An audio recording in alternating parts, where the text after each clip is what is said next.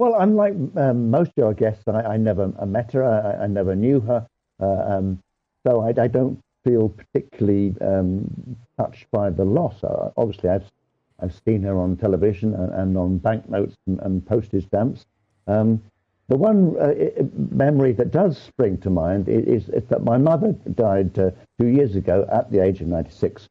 And my mother was a gunner during World War II and had a medal for being in charge of the first women's anti-aircraft team to shoot down a German plane, and she shot down 26 of them. And wow.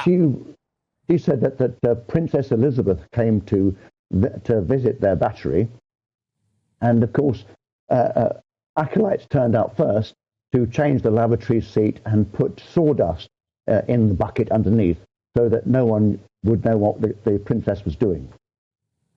Gosh, well, that certainly is an anecdote, I must say. There you go. I've heard various different things, actually. I was watching one of these many things years ago. I think it was something on Sandhurst or one of the military bases, actually, where they say occasionally the Queen would obviously turn up for a bit of a tour or something, some event. And they did apparently have somebody who would warm a toilet seat for her, but there was a lot of things like this going on, weren't there, with her? But it really does never cease to amaze me. The energy that she had and the dignity that she maintained right until the end. And that actually must have been incredibly hard work for her to constantly battle against what must have been very human emotions. We've spoken about her laughter before, and sometimes she was prone to the odd cackle, as it were.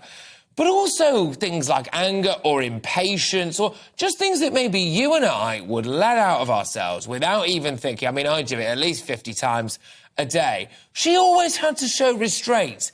How do you think she managed to do that, really? It's incredible self-restraint, isn't it?